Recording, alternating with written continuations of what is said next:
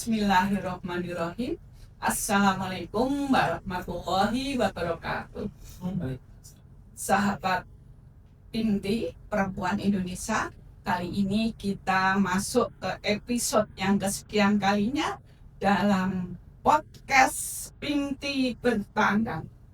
Kali ini saya bersama rekan saya, Ibu Hadiati, bertandang ke Badan Pengembangan Sumber Daya Manusia Hukum, bertemu dengan Ibu Kepala yang bukan saja ayu tapi smart. Beliau adalah Ibu Gusti Ayu Putu Suwardani. Nanti kita akan berkenalan dengan beliau lebih lanjut. Nah, sebelumnya sahabat podcast Pinti Bertandang, kali ini kita akan membahas terkait dengan peran strategis perempuan di bidang hukum.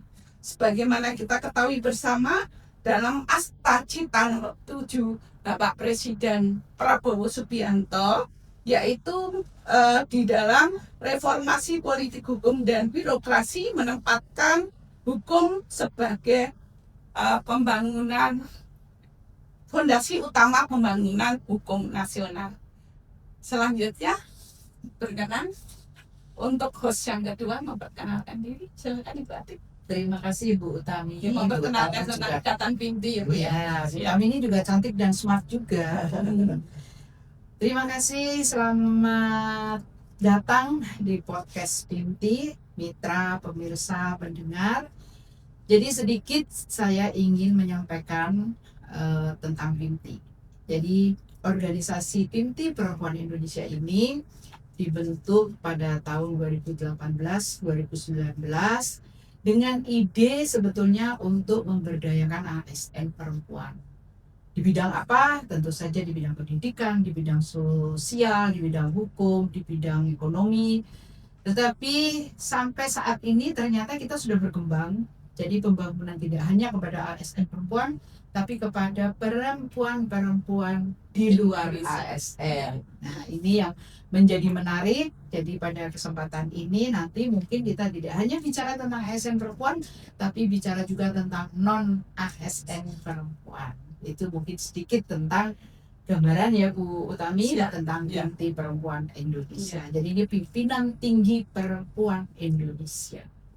Baik yang masih menduduki maupun yang sudah purna. Nah, selanjutnya kita akan mohon berkenan Ibu Gusti Ayu memperkenalkan sedikit tentang BPSDM hukum. Namun sebelumnya pemirsa, sahabat Pinti Perempuan Indonesia, beliau ini sudah malang melintang sebagai aparatur sipil negara perempuan yang bertugas di berbagai tempat.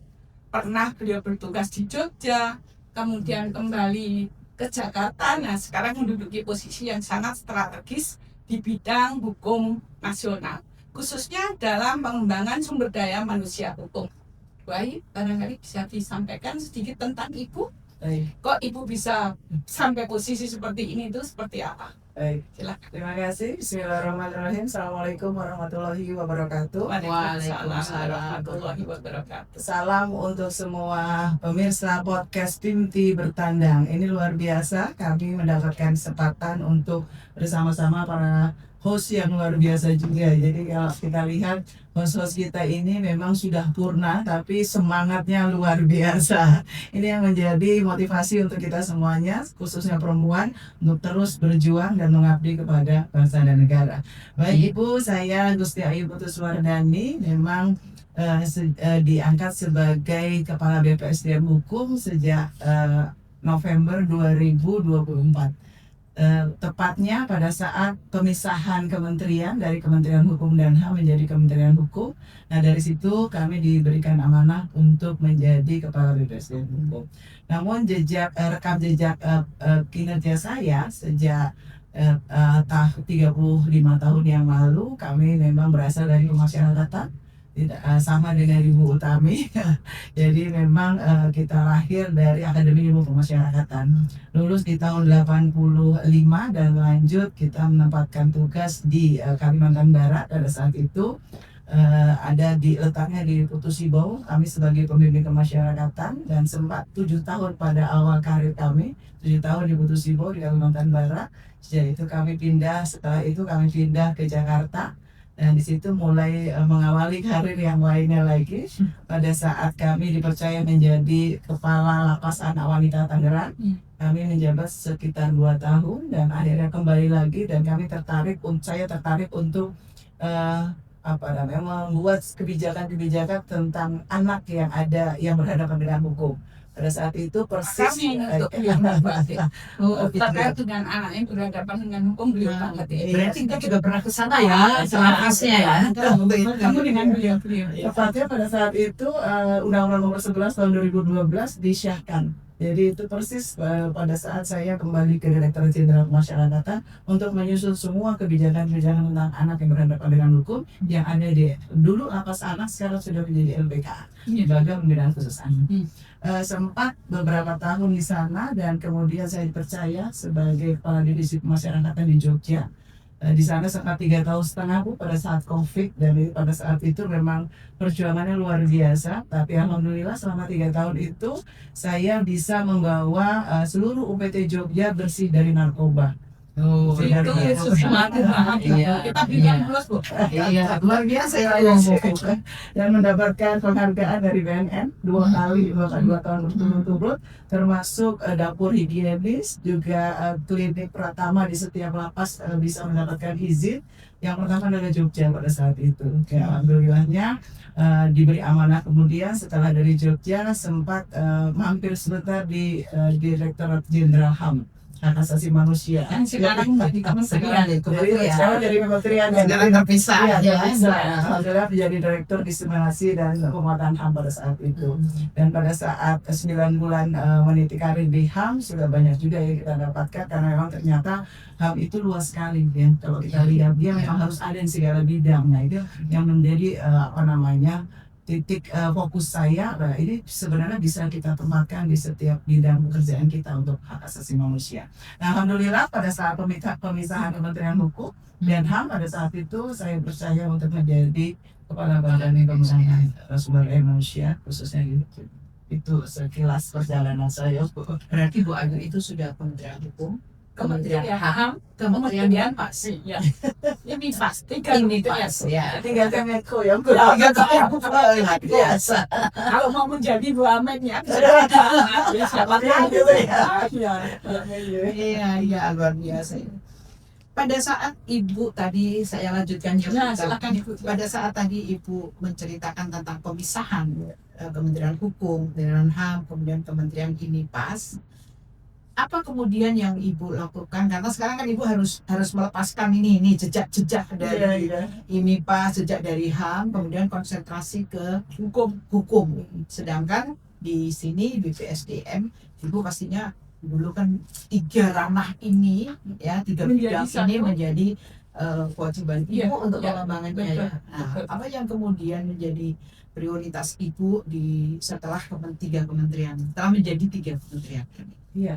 Jadi ternyata begitu saya menjabat Kepala BPSDM, saya tadinya merasa, waduh, ini agak kecil nih, jadi skop kita gitu ya. Yang tadinya ada imigrasi, pemasyarakatan dan HAM, ternyata yang jumlahnya pada saat itu 64.000 pegawai yang dianggu untuk BPSDM Hukum, tapi ternyata sekarang tinggal 7.000 saja Hukum dan HAM. Begitu dipisahkan menjadi Kementerian Hukum saja, ternyata pegawai kita hanya sekitar 7.000. Saya berpikir jadinya kita turun grade dari badan menjadi pusdiklat lagi. Tapi begitu kita baca lagi tentang Orta Kementerian Hukum, Undang-Undang Permenkum Nomor 1 Tahun 2024, ternyata di pasal 473 kita melihat bahwa tugas dari BPSDM Hukum adalah melaksanakan pengembangan sumber daya manusia di bidang hukum. Luas kan Sumber daya manusia. Hukum. Iya. Jadi ternyata tidak hanya di Kementerian Hukum. Iya. Ini di bidang hukum berarti bisa sampai ranah ke kementerian lain, kementerian, lembaga maupun pemerintah daerah. khususnya perancang gitu ya. Khususnya perancang. Undang-undangan. Jadi kalau di Kementerian Hukum ini kita punya 3 jabatan fungsional khusus ya Bu ya, yang ada di Kementerian Hukum. Yang satu perancang peraturan undang-undangan, yang kedua analis hukum, dan yang ketiga penyuluh hukum. Kalau pembinanya untuk perancang ada di Direktorat Jenderal PP, lalu untuk analis dan juga penyuluh hukum ada di Badan Pembinaan Hukum Nasional. Ada di BPHN. ya. Jadi Bomen menjadi pembina dari 2 jabatan fungsional itu, tapi kalau di JBP 1. Nah, di tempat kami lah tempat peningkatan kapasitasnya. Jadi untuk mendapat sertifikasinya, lalu uji kompetensinya ada di Badan Pengembangan. Kalau ini kan yang bicara ASN ya Bu. Iya. Tapi kan Ibu berarti kan tadi di bidang hukum. Iya. Berarti kan non ASN juga. Iya, Ada di luar, ada advokat, ada paralegal, ada semacam semuanya itu tanggung jawab Ibu juga. Iya, ternyata seperti itu, Bu. Tinggal dibaca aja. Ini sebenarnya PR yang luar biasa bagi Badan Hukum ya, khususnya BPSDM, karena ternyata kita harus juga sampai merambah kepada non ASN gitu. Kita bicara ASN aja mungkin hanya 3 jabatan fungsional yang tersebar di kementerian lembaga Iya. atau peraturan daerah. Tapi begitu kita bicara non ASN yang bidang hukum, berarti notaris ada harusnya menjadi Iya. kewenangan kita, advokat juga seperti itu, Iya. termasuk paralegal ya. Iya. Kalau paralegal sekarang memang sudah dilaksanakan pelatihannya, pengembangan kapasitas. Termasuk yang untuk osbanku Iya, kemarin ya, yang kita bahas ya. salah satunya. Jadi nyambung dengan tugasnya Bu Mit ini. Iya. Katanya dengan Bu Mit, kalau Bu Mit perlu Bu peningkatan kapasitas Paralegal. paralegal. Osbanku mana kita yang akan memberikan peningkatan kapasitasnya pelatihan-pelatihannya seperti itu. Cuma kalau untuk notaris sama advokat sampai saat ini belum sampai ke ranah itu, Bu. Kita masih persiapan dulu karena kita juga harus menyiapkan kurikulumnya dan yang lain-lain untuk Dosennya, pengajarnya gitu ya. Jadi termasuk itu yang harus kita siapkan. Jadi kita harus menata dulu nih sebelum kita beranjak ke non ASN, kita harus melihat dulu yang mungkin yang ASN dulu deh. Karena ternyata saya sejak menjabat kepala BPSDM saya sempat audiensi dengan beberapa gubernur. Ada 6 provinsi yang saya datangi, ternyata para perancangnya, analis hukumnya dan juga penyuluh hukumnya banyak yang belum sertifikasi, Bu. Berarti menjadi tugas Ibu. Menjadi tugas Untuk kami. Dan itu meningkatkan iya kapasitas. betul. Dan itu menjadi dosa kami kalau tidak dilaksanakan. Iya.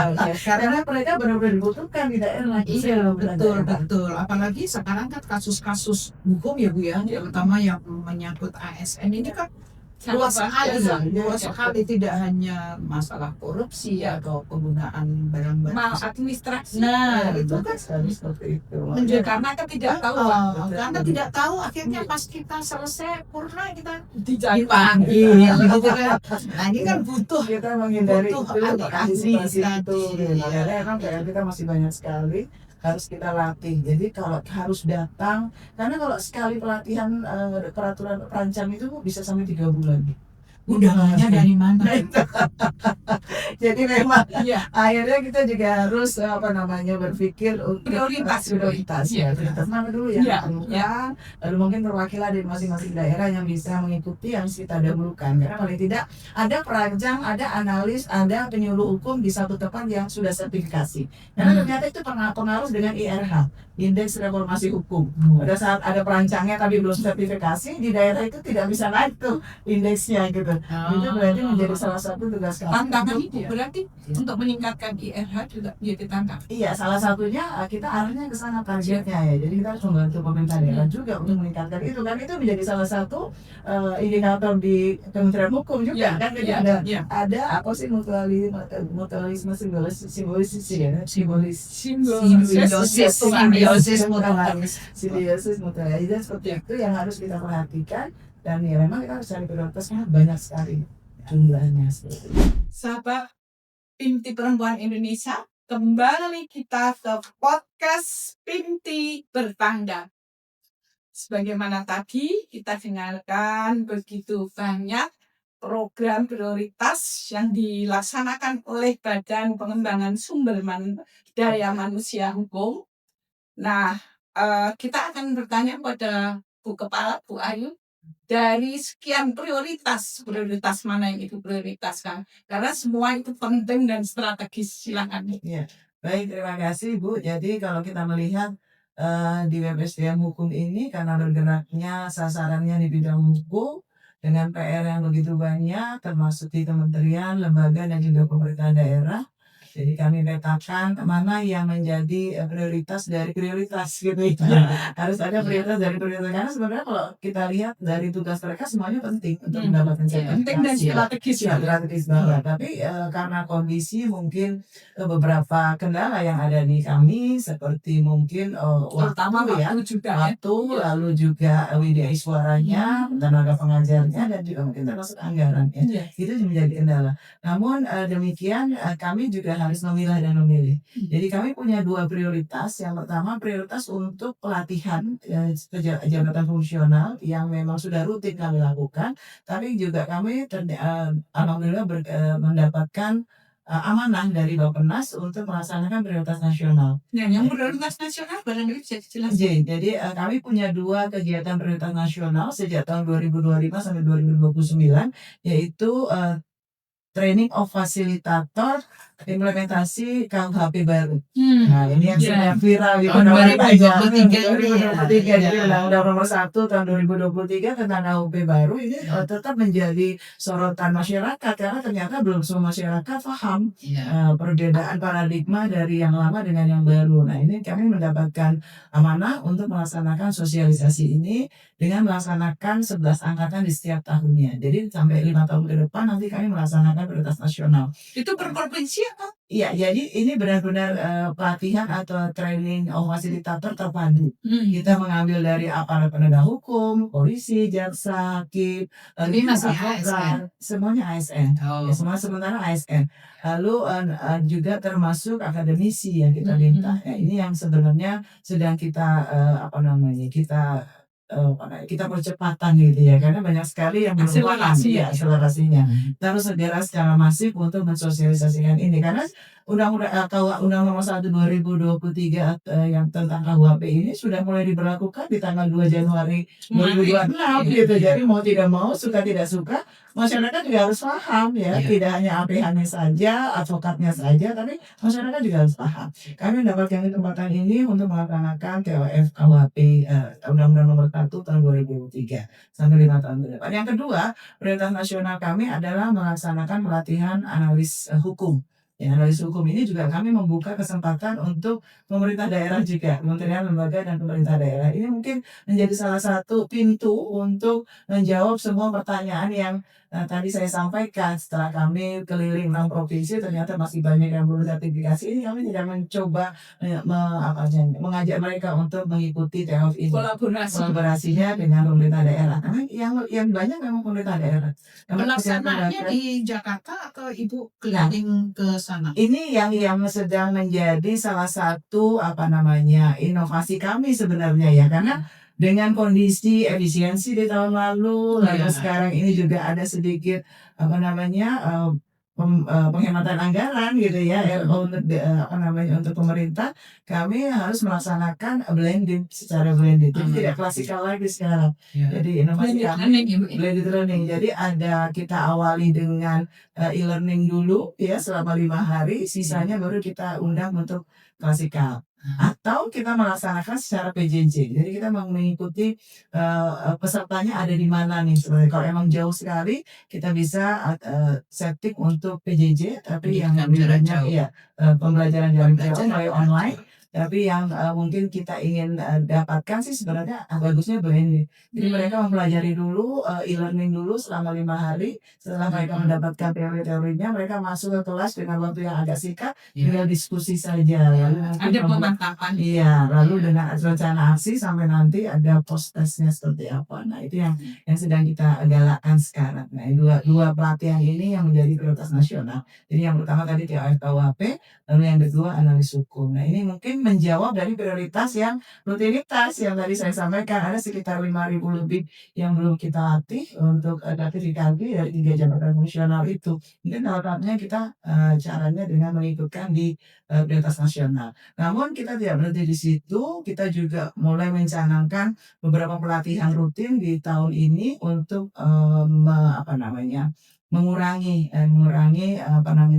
pelatihan-pelatihan yang memang seharusnya sudah bisa kita laksanakan, kita bisa percepat di tahun ini seperti itu. Jadi Tahun 2026. 2026. Jadi mungkin kalau tidak bisa klasikal ya terpaksa PJJ, tapi paling tidak mereka punya sertifikasi kan gitu, harus kita tembus Iya, seperti itu. iya.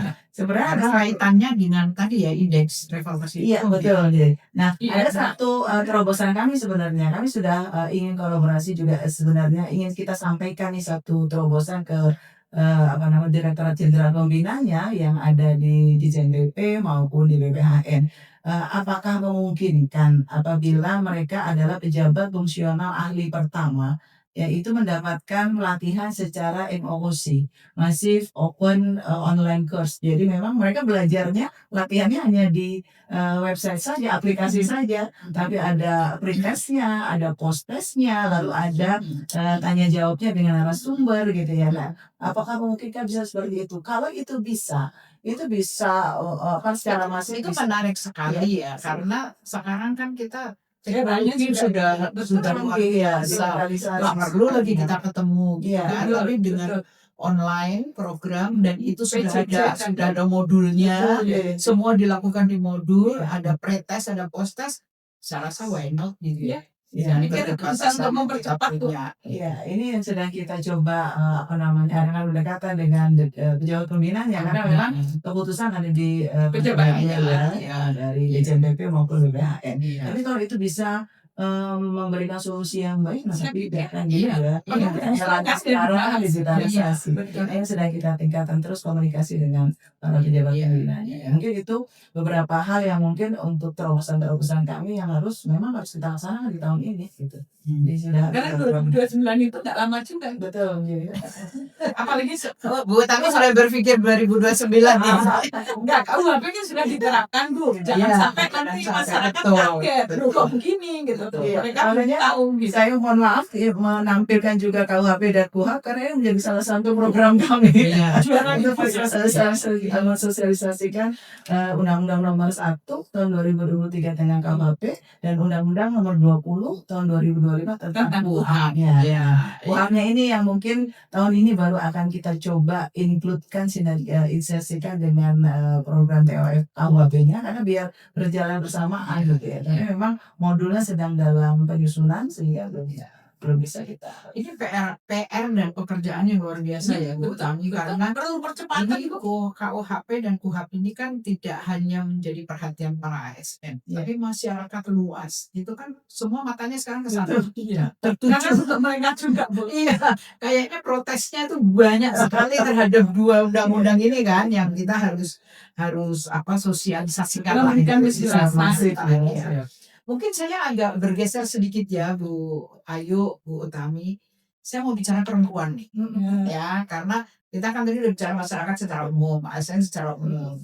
Nah, keterlibatan perempuan sebagai orang-orang yang juga harus paham hukum, sebagai insan hukum juga, karena sekarang banyak sekali kan, ada penyidik, ada poluan, ada advokat juga Jaksa penuntut. perempuan, jaksa penuntutnya juga Oke. perempuan begitu kan.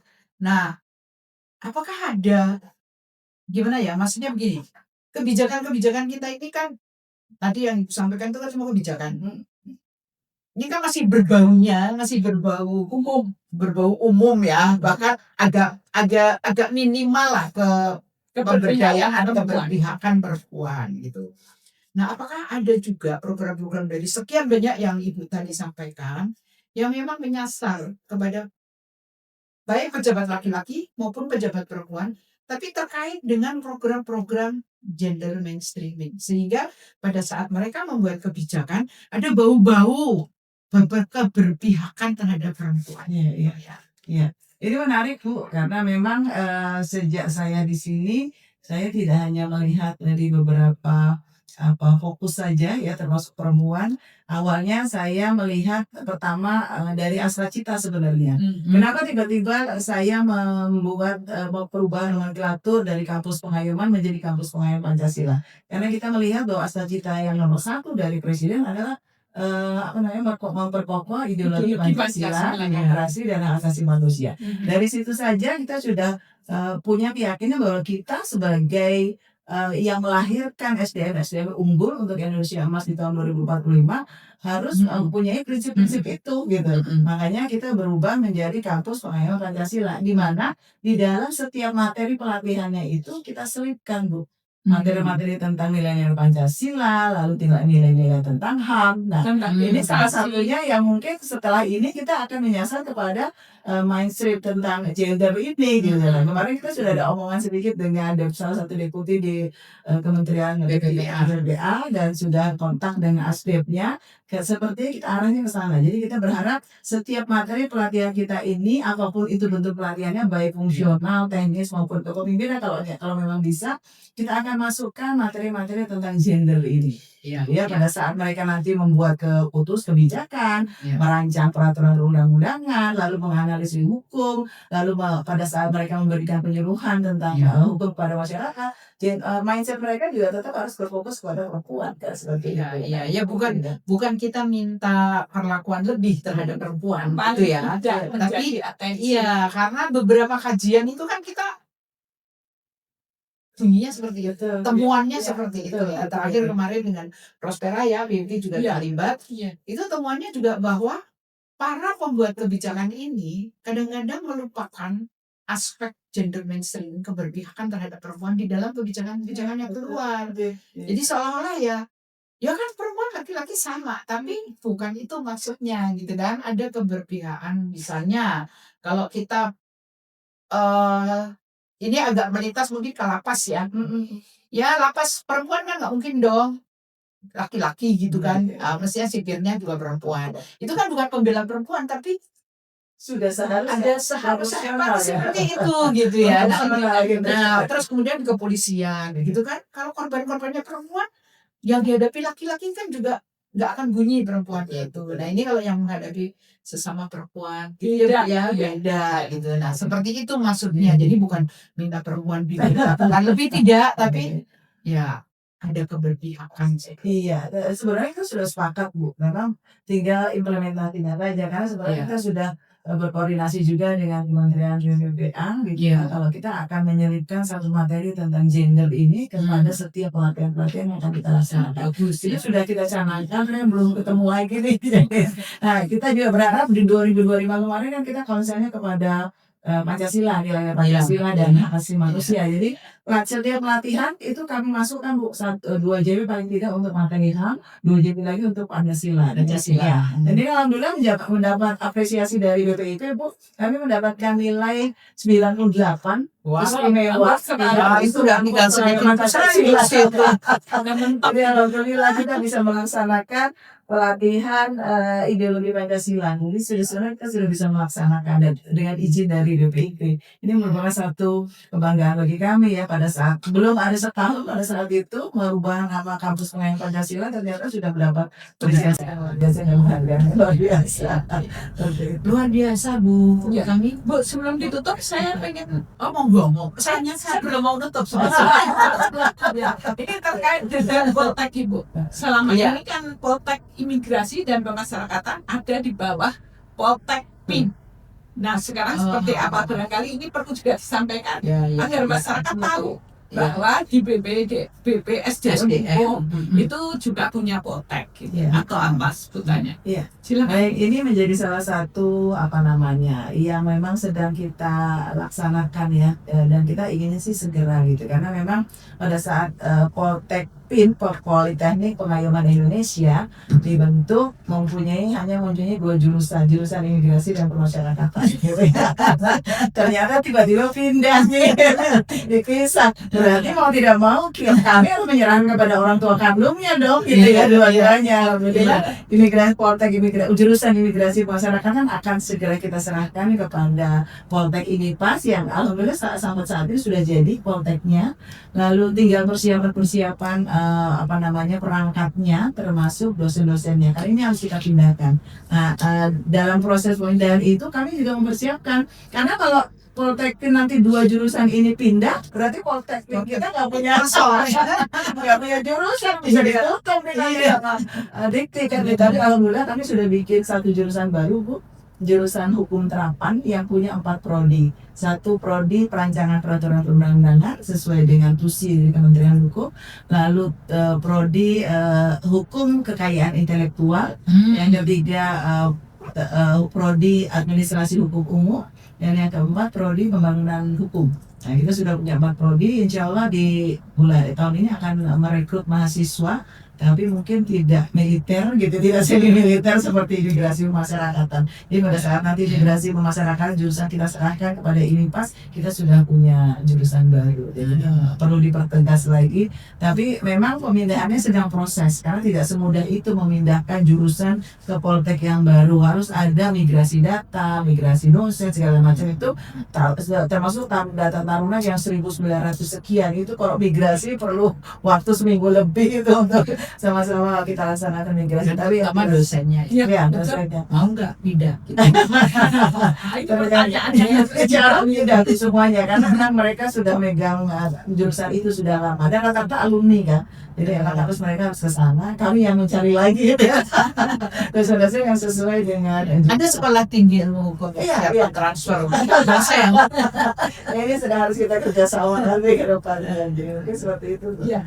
Terima kasih, masyarakat perlu tahu soal Bu, Iya, supaya anak-anak muda yang punya cita-cita Iya. ingin mengabdi di bidang hukum punya wadah untuk Iya. meningkatkan kompetensi gitu Ya, kira-kira. Insya Allah mungkin kita nunggu dari Menpan pengumumannya. Ini nanti juga ikatan dinas atau bagaimana? Ikatan dinas, cuman tidak semi militer saja, jadi tidak sekeras didikannya untuk imigrasi dan Imigrasi dan masyarakat. pemasarakatan. Jadi lebih humanis lah gitu ya. Ya, maksudnya mungkin karena yang dihadapi Ada adalah ya. lawan pengetahuan Iya, yang iya, harus iya. dikembangkan. Iya.